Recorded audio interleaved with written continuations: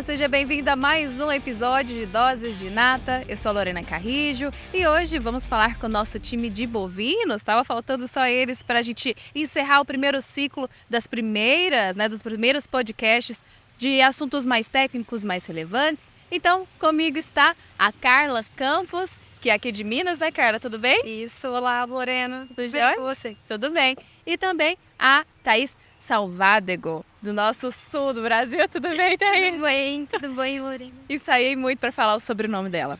Bom, as duas elas fazem parte do nosso time de bovinos. Como eu falei um pouco, né? A Carlinha é assistente técnica comercial aqui do estado de Minas, né? Minas, Goiás e São Paulo. Isso. E a Thaís é Santa Catarina, né? Santa Catarina e Rio Grande do Sul. Isso, o sotaque já entrega, né?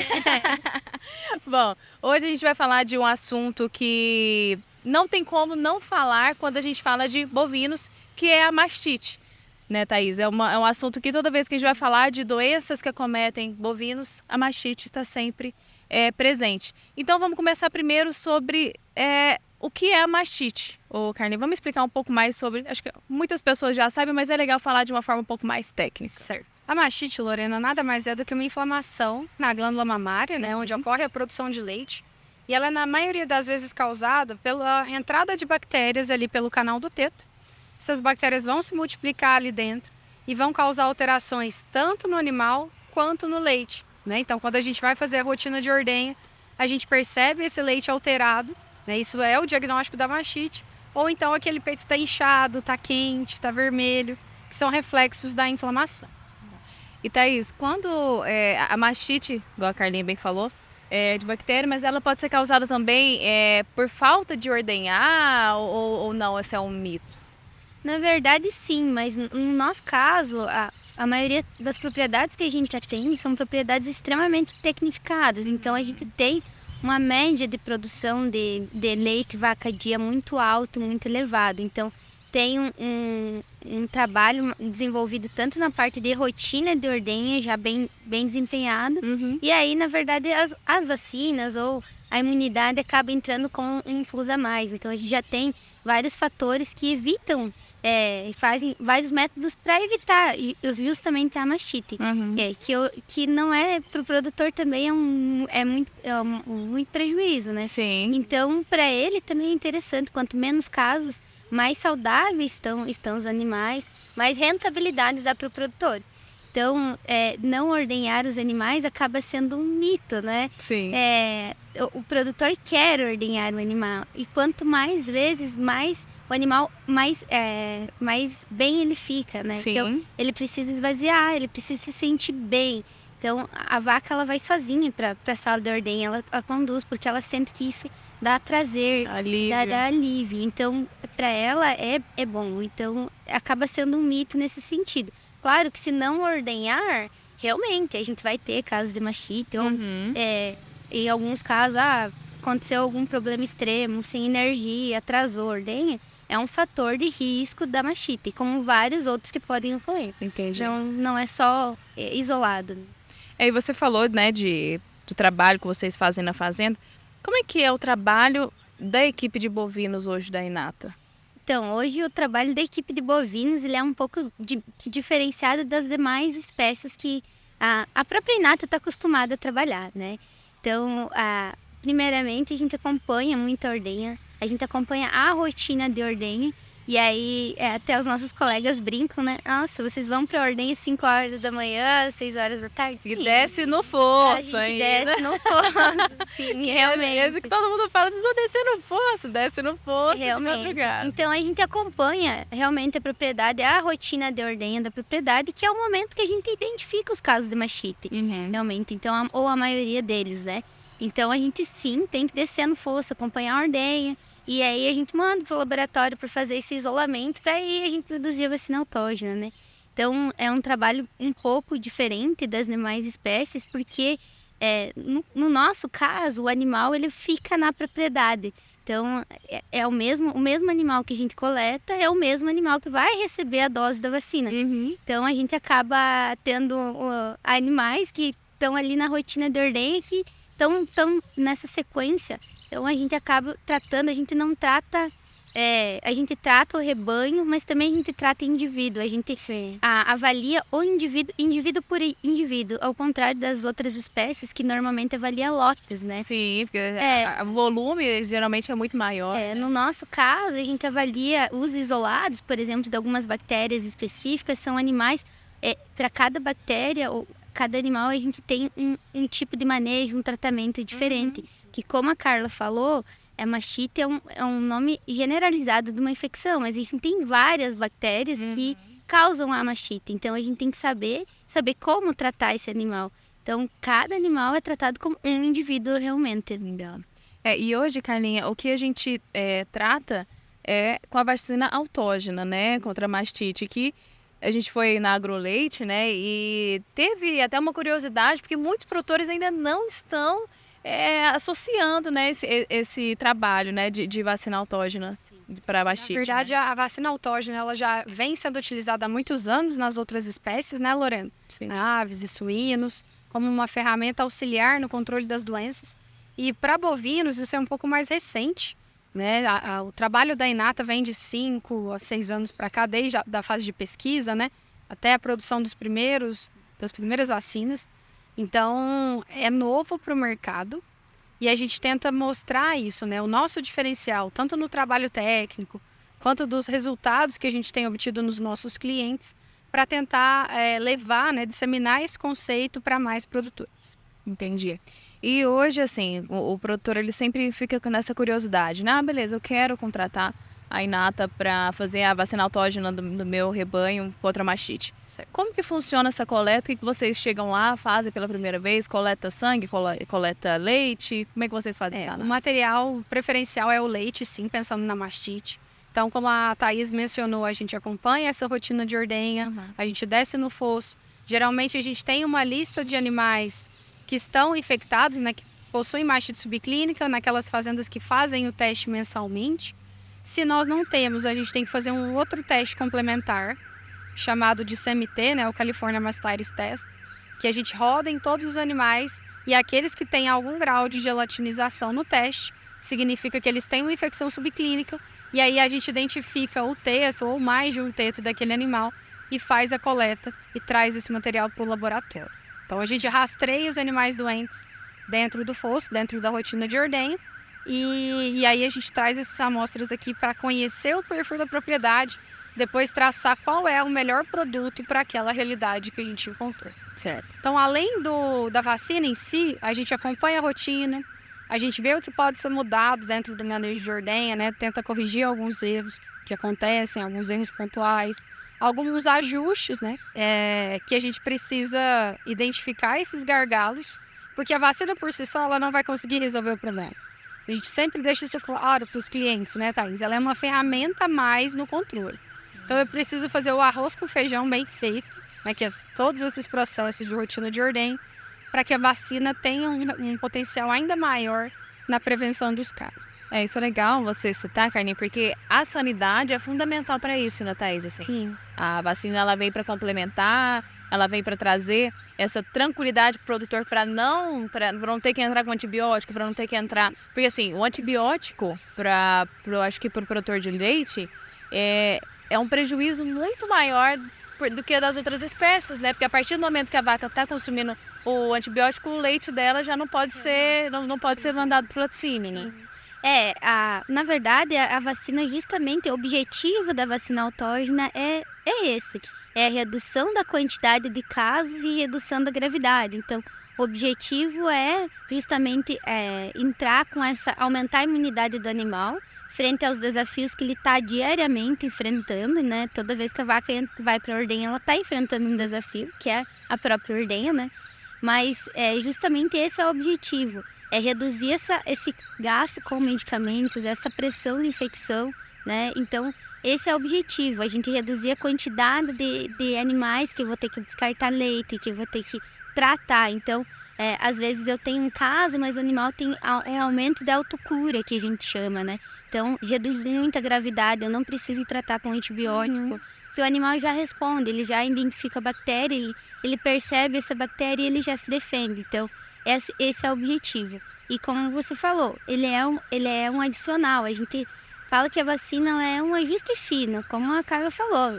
Não adianta a gente não fazer feijão com arroz certinho. Então, ela é um adicional nesses pontos. Então, se eu tenho que ter uma ordenha rodando bem, tem que ter independente. A gente tem vários sistemas de produção, né? No bovino, a gente tem animais a pasto, tem compost barn, a gente tem freestyle. Então, independente do sistema de produção, a gente tem que ter ambiência, tem que ter manejo de ordenha correto. Então, e a vacina acaba sendo um adicional justamente para isso, com esse objetivo, né? Da imunidade, da nutrição e essa imunidade adicional que é a vacina. Então, e essa imunidade adicional é o que tem na realidade circulante na propriedade, que é o objetivo da autógena, né? Então, eu vou coletar, o nosso objetivo de coletar, fazer esse isolamento é justamente pegar as cepas que estão circulantes na propriedade. Sim. E aí, tem outra dúvida também nos produtores, eu vou tratar os animais, vou vacinar os animais doentes também, ou só vou vacinar os sadios? Não, a gente faz massal normalmente, vacina todo mundo. Porque o objetivo é reduzir a pressão das infecções dos doentes, porque no nosso caso ele não sai, às vezes ele sai, mas a maioria das vezes ele não sai do rebanho, ele está ali presente e ele está disseminando a doença para os demais, né? Então, o objetivo é justamente diminuir a pressão de infecção desses doentes e os que estão sadios manterem sadios, né? Então, esse também é um objetivo. E, Carlinha, quando a gente pensa em sanidade, além da vacina ali, quais as dicas que vocês geralmente dão? Porque, querendo ou não, assim, a assistência que a Inata dá para os nossos produtores, né, para os nossos clientes, é muito completa, né, Thaís? Igual vocês falaram, vocês vão lá, vocês acompanham a ordenha, vocês fazem a coleta, vocês analisam como está sendo ali aquele manejo para entender se está correto, se não está. E isso já ajuda também a evitar muitas doenças bacterianas, por exemplo, igual a gente falou aqui, que é a mastite. Mas existem dicas e também cuidados que vocês falam para os produtores, precisa ter isso, que já evita ter, por exemplo, uma doença como a mastite. Sim.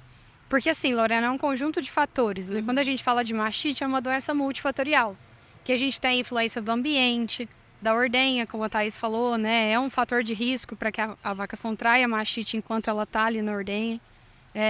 Aonde ela fica, né? O ambiente, a cama, se for freestyle, se for compost, aonde ela está, se tiver um acúmulo maior de umidade, de fezes, aquilo ali aumenta as chances dela ter mastite.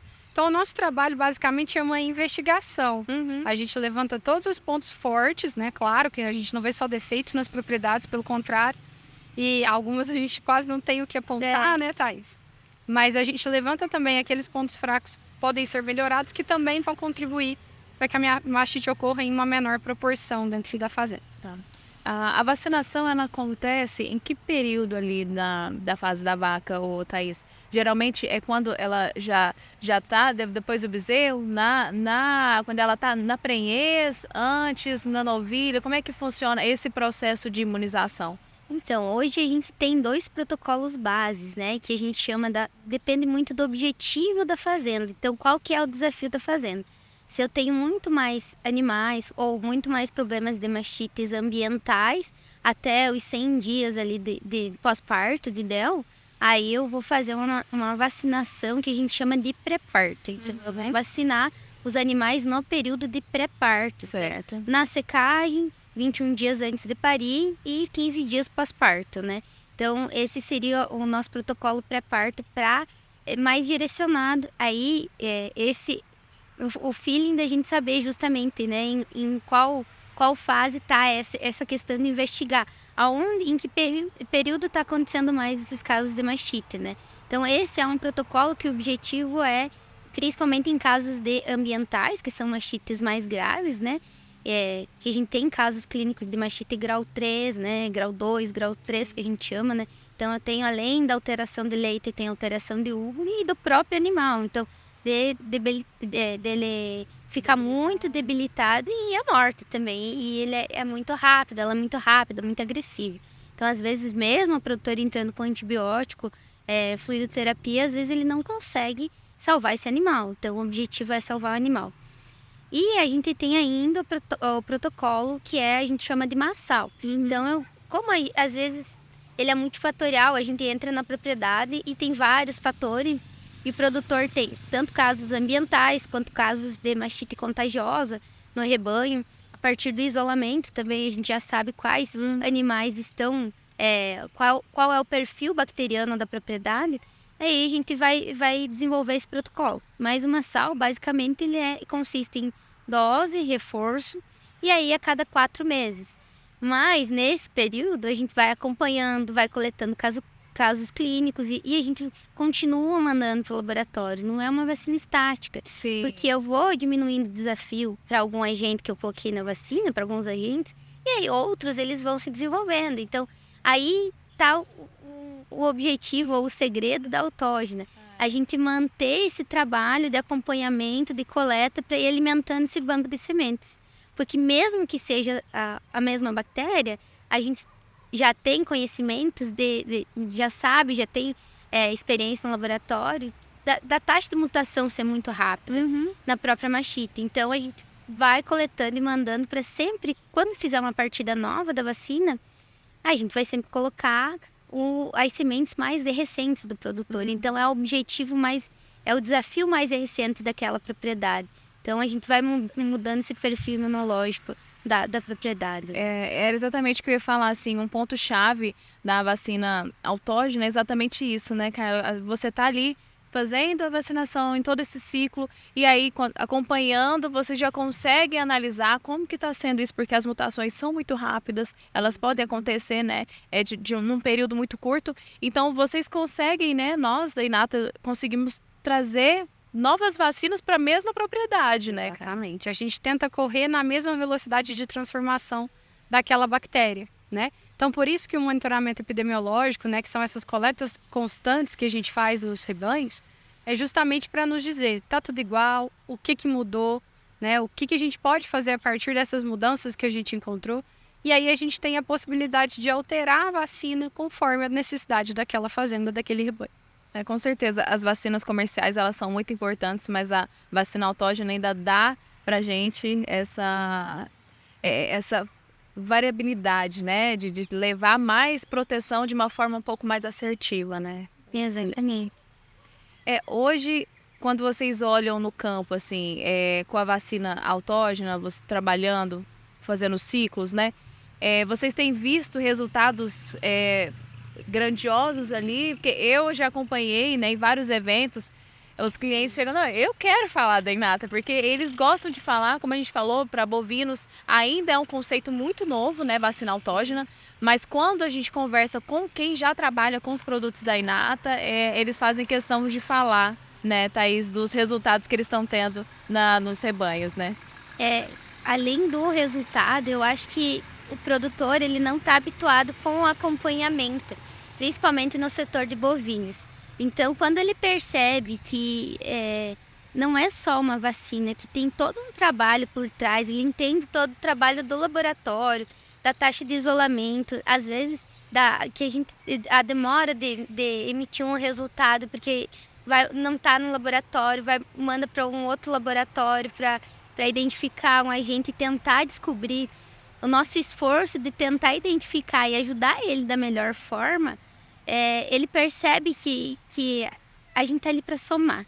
Então, a maioria dos produtores, eles percebem assim que a gente não está ali só para vender, como o bovino, na verdade, ele tem muito ainda essa questão do comercial. Sim. E aí acaba ficando o técnico um pouco de lado. E no nosso caso, não tem como desvincular uma coisa da outra.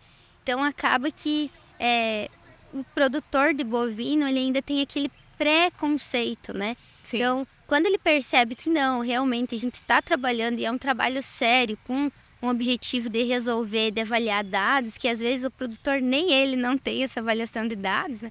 Ou ele tem, mas não, ali na propriedade... Não parou para analisar. No dia a dia ele não para analisar. E aí a gente chega e ajuda a analisar esses dados que ele já tem, mas não tem às vezes esse olhar mais técnico. Ele fala, não, realmente era isso, né? Às vezes é um detalhe que ele no dia a dia não está vendo e a gente consegue ajudar de uma forma simples, às vezes não é nada assim extraordinário, às vezes, e a gente consegue colher bons resultados. Então, ele percebe que a gente está para somar realmente. Então, Por isso que eles gostam, né? A gente percebe, assim, eles gostam bastante de falar. E até porque, assim, como eles no início tiveram muita preocupação, será que eu vou usar a vacina?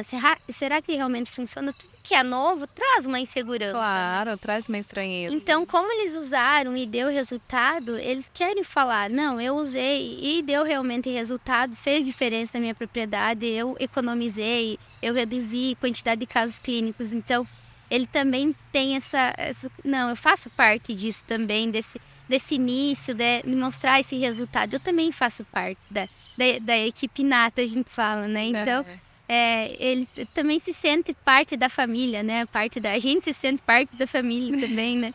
Então, a gente se sente parte da família da maioria dos produtores, né? Que a gente visita. Então, acaba que o leite, ele é uma questão muito familiar. Então, a gente Demais, bovino é aquela coisa, né? Assim, você cria um laço muito diferente, né? Com os produtores de bovinos ali, porque são animais, principalmente produtores de leite, eles têm um amor muito grande por aquela vaca, sabe o nome, e cuida, e quer estar perto, independente do tamanho que seja a fazenda, eles gostam de acompanhar sempre. Então, os bovinos, eles têm isso, né? Tem esse amor diferente pelos animais, né?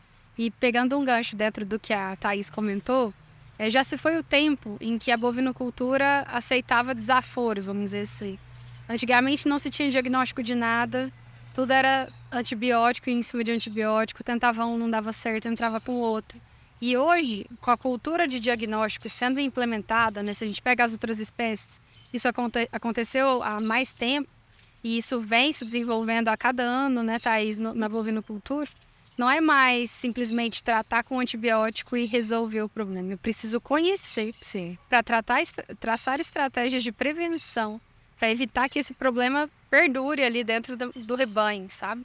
E é onde o nosso trabalho técnico entra nessa questão de apoio, né, de entender o que vem acontecendo, o que mudou, para traçar essas estratégias junto com eles e ter eficiência na resposta. É que isso ganha a inata, ganha o produtor, todo mundo sai ganhando no final das contas. Com certeza. O trabalho feito por vocês no campo, assim, é muito diferente do que a maioria das empresas fazem. E a gente sente isso conversando com os clientes. Então, é muito bacana isso e é muito legal trazer esse conhecimento, mostrar que as pessoas que estão no campo, né, a nossa 90% aí ou mais dos nossos assistentes técnicos comerciais são veterinários e são especialistas naquilo, então leva, né, informação e mais tranquilidade para os produtores, né? Bom, eu acho que esse assunto foi bem legal sobre o mastiff, acho que vai tirar bastante dúvida e também vai instigar o produtor a entender um pouquinho mais o que vocês podem fazer por eles. Então, já quero agradecer, a gente vai ter mais um episódio com vocês, mas muito obrigada, viu, Carla? A gente que agradece, Lorena. Obrigada, Thaís. Bom, é isso. Esse foi um episódio sobre mastite com a nossa equipe de bovinos. Em breve a gente volta com elas e a gente se vê já já. Tchau, tchau.